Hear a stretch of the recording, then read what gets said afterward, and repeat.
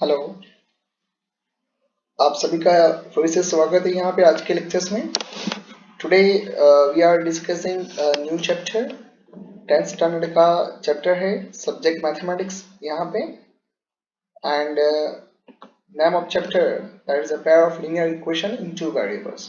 This is the third chapter of the NCERT syllabus. And this is our first lecture of this chapter. तो ये यहाँ इस chapter का सबसे पहला चैप्टर है। सेकंड चैप्टर के वीडियो की लिंक आपको नीचे मिल जाएगी। यदि आपने सेकंड चैप्टर नहीं पढ़ा है तो एक बार उसे पढ़ लीजिए, तो आपको वो चैप्टर भी समझ में आ जाएगा। एंड एक चैप्टर के अंदर जो थोड़ी चीजें बेसिक हम यूज करने वाले हैं, that you also understand in a very simple manner. Now before starting head, I like to say that myself Professor J.B. Jani, SK Education Hub, Siddhpur, 9427729500. This is our WhatsApp number. You can send a message on this number if you have any doubt, any question or your feedback. या फिर आप comment box के अंदर भी आपकी feedback लिख सकते हैं। ओके, आपको कोई सवाल हो तो भी आप वहाँ पे पूछ सकते हैं। You can ask any question in the feedback column, in the feedback options. Now, let me discuss the topics that we are going to be covered in today's lectures. Specific objectives of these lectures are to be discussed. First one is the introduction. Second is a representation of situations by the algebraically and graphically. Third one, graphical method of solution of a pair of linear equations. And the fourth one is a exercise 3.1 NCERT. तो आज हमारे इतने point है, introduction है, तो एक chapter है pair of linear equations. Pair यानी कि यहाँ पे दो इक्वेशंस होने वाले हैं। ये लीनियर इक्वेशन क्या होता है, तो मैं आपको बता दूं कि यदि हमारे पास कोई इक्वेशन है और उस इक्वेशन के अंदर हम अलग अलग x की वैल्यू के लिए यदि हम y फाइंड आउट करते हैं, तो यानी कि हमें पॉइंट मिलता है x और y, हमें दो पॉइंट मिलते हैं ना, अलग अलग x और y को कंबाइन करके एक पॉइंट मिलता है। तो ऐसे बहुत सारे पॉइंट लेके जब हम उसको ग्राफ पे दिखाते हैं और जब हम उन सभी पॉइंट को ज्वाइंट करते हैं तो वो बन जाता है एक स्ट्रेट लाइन बनती है। एंड इसीलिए उस इक्वेशन को बोला गया लीनियर इक्वेशन, यानी कि ऐसे इक्वेशन जिनको ग्राफ में रिप्रेजेंट करने से वो लाइन दिखाते हैं, तो उनको क्या बोला जाता है बेटा? लीनियर इक्वेशन बोला जाता है। तो ये तो बहुत ही बेसिक बात हुई। अभी इस चैप्टर का यूज क्या है ना, इस चैप्टर में हम क्या पढ़ने वाले हैं, तो यहाँ पे हमारे पास दो इक्वेशंस होंगे। Okay, each and every time we have two equations एंड हमें उसका सॉल्यूशन निकालना है। तो सॉल्यूशन का बोलेंगे सर यूज क्या है, सॉल्यूशन क्यों निकाले? तो चलो मैं आपको एक सिचुएशन बताता हूँ ना, जो हम आज पढ़ने भी वाले हैं, बट एक बेसिक सिचुएशन आपको हम यहाँ पे बताते हैं। आप एंड आपके दोस्त दोनों चॉकलेट परचेस करने के लिए चॉकलेट की दुकान पे जाते हो। आपके पास 20 रुपीज है एंड आपके दोस्त के पास है 30 रुपीज। अब उन्होंने डिसाइड किया है कि हम एक जैसी चॉकलेट लेंगे। ओके, तो आपने पहले 20 रुपीज थे तो आपने ली, आपने एक 5 स्टार ली एंड आपने दो लिया डेयरी मिल्क। ओके, आपने एक क्या ली? 5 स्टार, दो ली डेयरी मिल्क ली। आपके दोस्त ने भी अभी क्या किया कि चलो मुझे भी एक 5 स्टार दो, उसने एक 5 स्टार ली और 4 डेयरी मिल्क ली। ठीक है, तो अभी आपको सवाल पूछो कि भाई एक 5 स्टार की कीमत या उसकी वैल्यू और एक डेयरी मिल्क की कीमत कितनी थी, उसकी वैल्यू कितनी थी, प्राइस कितनी थी, वो आपको मुझे बताना है। तो ऐसी जो सिचुएशन होती है, उस सिचुएशन के आंसर लीनियर इक्वेशन के सॉल्यूशन में से निकल के आते हैं। ठीक है, तो ग्राफिकल मेथड के अंदर हम वो चीज देख लेंगे, उसके बाद उसकी एनालिटिकल मेथड भी आने वाली है जो हम अपने नेक्स्ट लेक्चर में देखेंगे। तो ये था बेसिक इंट्रोडक्शन। अभी हम बात करते हैं representation of situation bye algebraically and graphically. So example number second को consider करते हैं। So Promila went to a stationery shop and purchased 2 pencil 3 eraser for ₹9, है ना। तो प्रोमिला ने क्या किया? 9 रुपए में 2 पेंसिल और 3 इरेजर परचेज किए। Her friend Sonali showed the new variety of pencil and eraser with Promila. तो उसकी दोस्त ने ऐसा देख लिया कि ये तो नई वैरायटी थी, तो उसने क्या किया? She also bought 4 pencil and 6 erasers of the same kind for 18. तो उसने वैसी ही पेंसिल और वैसे इरेजर लिए, लेकिन पेंसिल उसने कितनी ली? 4, और 6 इरेजर लिए और कितना बिल बनाया? 18 रुपए का बनाया। तो उस सिचुएशन को हम पहले algebraically एंड ग्राफिकली रिप्रेजेंट करते हैं। तो यहाँ पे देखिए सॉल्यूशन है, तो हम पहले यहाँ पे एज्यूम कर देंगे let the cost of one pencil is rupees x and cost of one eraser is rupees y. एक पेंसिल की वैल्यू कितनी है, कितने रुपीज है, एक्स में मिलती है, और एक इरेजर कितने का है, वाई का है। तो हम यदि रोमिला के लिए पहले लिखते हैं, है ना, तो फॉर रोमिला तो कितनी पेंसिल, दो पेंसिल, तो उसका कॉस्ट कितना 2x plus 3y is equal to 9 and give the equation number 1 for the सोनाली 4 pencils and give 4x plus 6y equal to 18, तो उसका 18 रुपए का बिल यहाँ पे हुआ। तो सिचुएशन को ऐसे इक्वेशन में दिखाना उसको अलजेब्रिक रिप्रेजेंटेशन बोला जाता है। ठीक है ना, हम उसको ग्राफिकल दिखाने के लिए पहले मैं इक्वेशन नंबर 1 में कुछ वैल्यू अप्लाई करता हूँ। सो आपको भी इक्वेशन नंबर 1 पे फोकस करना है। ठीक है, यदि मैं x की जगह पे 0 लिख दूं तो यहाँ पे क्या बचेगा 3y इक्वल टू 9, तो y इज इक्वल टू 3 हो जाएगा। और यदि मैं वहां पे y की जगह पे 0 लिखूं तो क्या हो जाएगा 2x is equal to 9, so x equal to 9/2 यानी कि 4.5। तो मुझे दो पॉइंट मिल गए 0.3 एंड 4.50।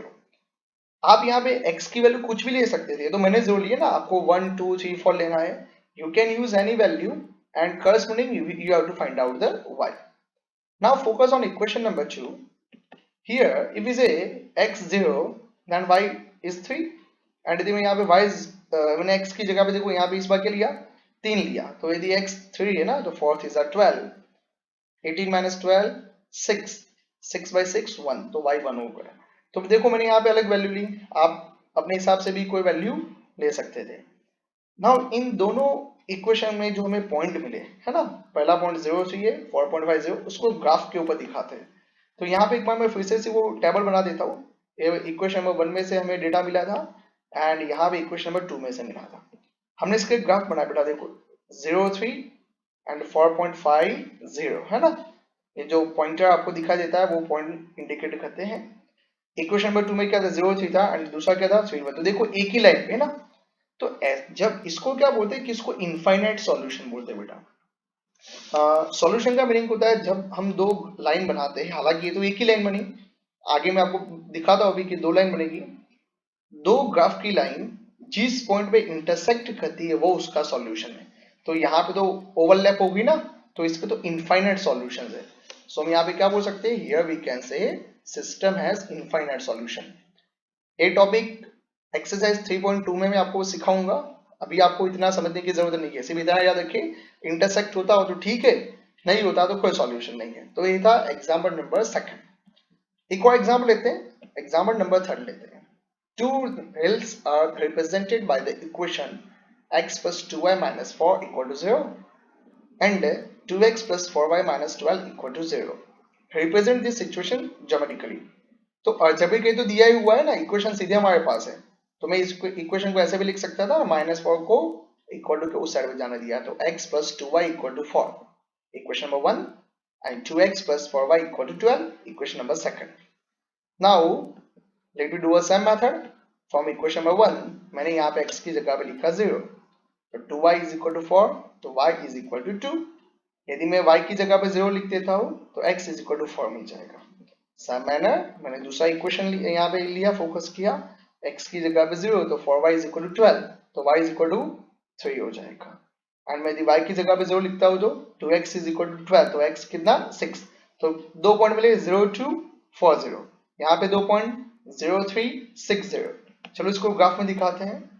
तो यहाँ पे देखिए 0 2 है बेटा, तो दिस इज पॉइंट 0 2 4 0, यहाँ पे 4 0, तो देखो आपके सामने यहाँ पे एक लाइन है ना, ये लाइन कौन सी है, इक्वेशन नंबर 1 की लाइन है।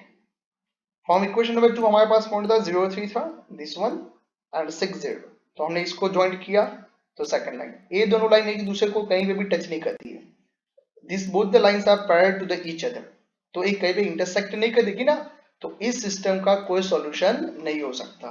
सो here we can say system has no solution.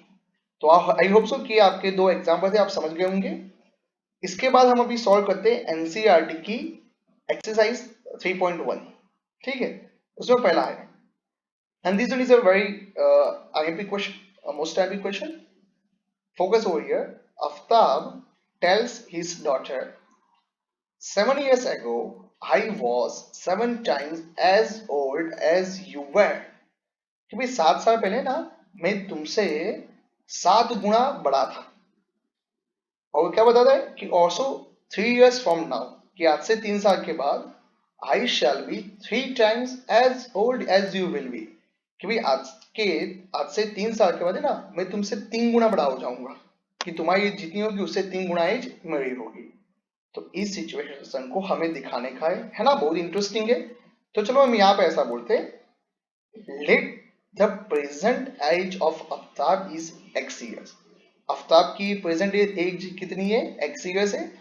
And the present age of his daughter is y years। तो उसकी डॉटर की एज हमने y years बोला और आफ्ताब की कितनी हमने बोली, x years बोली। तो अभी दो कंडीशन ना, एक है 7 साल पहले। तो चलिए 7 years एको आफ्ताब की एज कितनी होगी, x-7। सही है ना, कि अभी आपकी एज मैं बोलूं कि 5 साल है, तो 2 साल पहले कितनी थी आपके, आप बोलेंगे 3, तो आप कैसे बोलेंगे 5-2। तो अभी आफ्ताब की एज कितनी है, x है, तो 7 साल पहले कितनी होगी, x-7। तो उसकी डॉटर की कितनी होगी, y-7।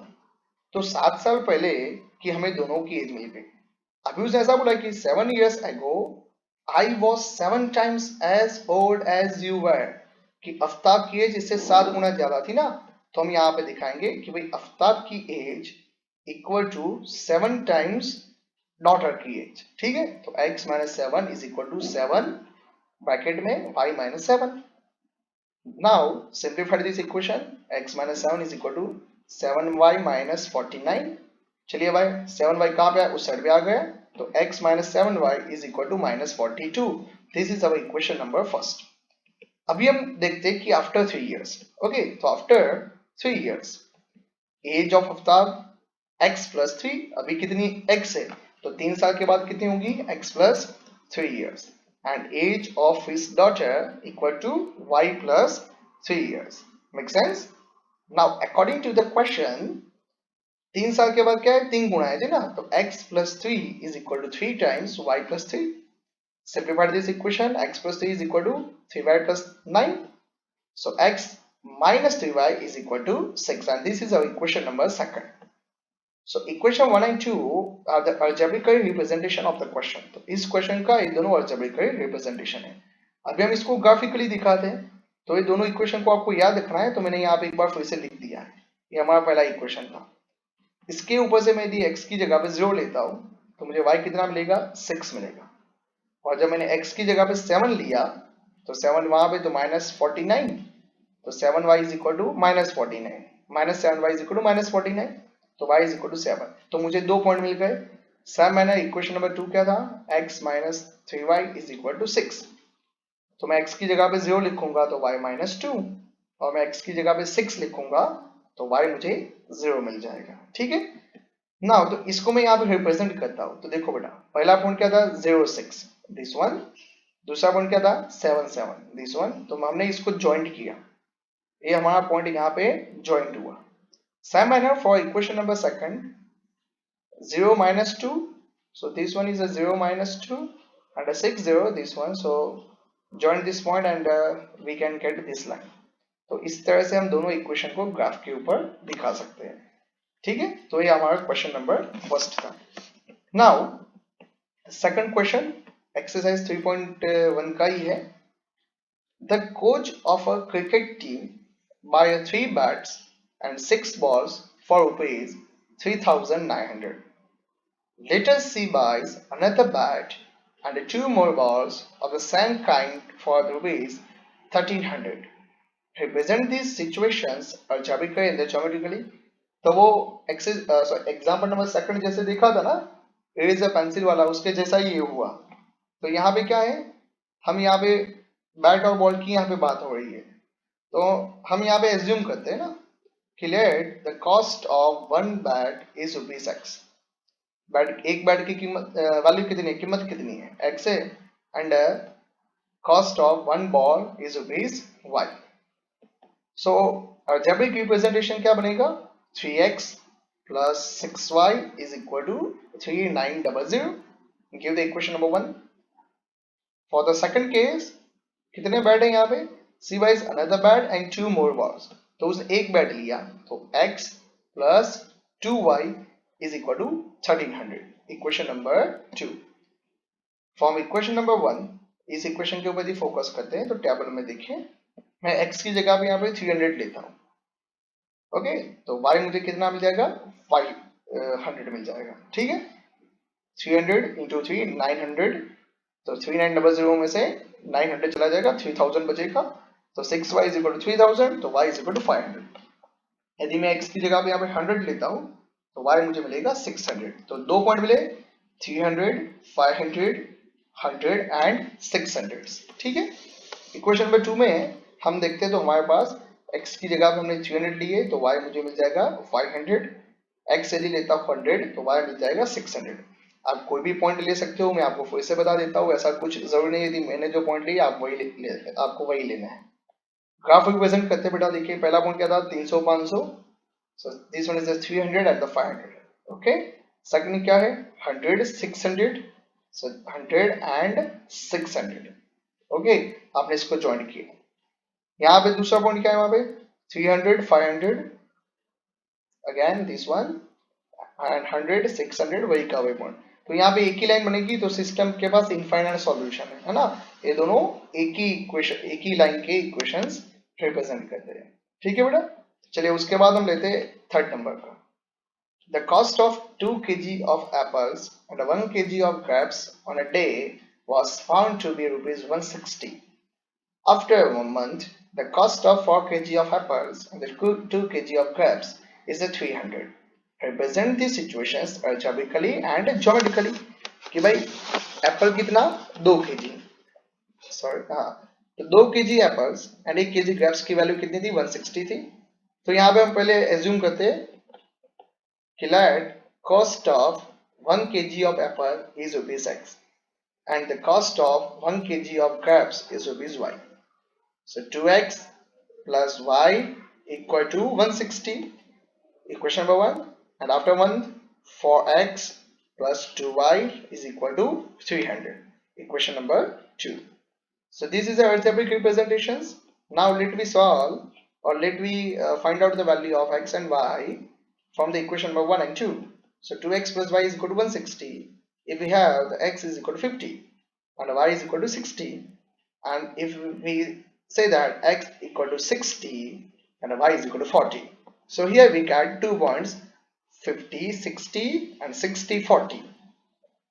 As the same manner, from equation number second, for x plus 2y is equal to 300, so x is equal to 50 and y is equal to also 50. 50 for the 200, 300 minus 200, 100, 100 by 2, 50, and x is equal to 70, so y is equal to 10. Now represent these equations from the graph. So we can find out 50 60 a first point, this one is 50, and 60 60 40 this point. Now make a graph, this one. Okay, for equation 2 50 50, this one is 50, and we can say 50 50 50 and 70 10, this one. तो ये आप इसको भी बना देते हो तो ये भी आपका सामने एक पूरा लाइन बनती है। ठीक है, तो इस तरह से हम जो हमारे पास इक्वेशन है उसको हम ग्राफ के अंदर दिखा भी सकते हैं। तो यहाँ पे एक्सरसाइज 3.1 खत्म हुई है। आप लोग अपने घर पे बैठ के इसको ग्राफ के अंदर खुद रिप्रेजेंट कीजिए। आप अलग अलग वैल्यूज भी अपने हिसाब से ले सकते हैं। यदि आपको कोई भी डाउट हो तो आप हमें हमारे व्हाट्सएप के नंबर पर मैसेज भेज सकते हैं। तो आज के जो टॉपिक हमने कवर किए वो है introduction, representation of situation by algebraically and graphically. Third one is a graphical method of solution of a pair of linear equation, and exercise 3.1 NCERT. ठीक है, तो thank you so much to be present in a lectures. Next lecture देखने के लिए हमारे channel को आप subscribe कीजिए। धन्यवाद।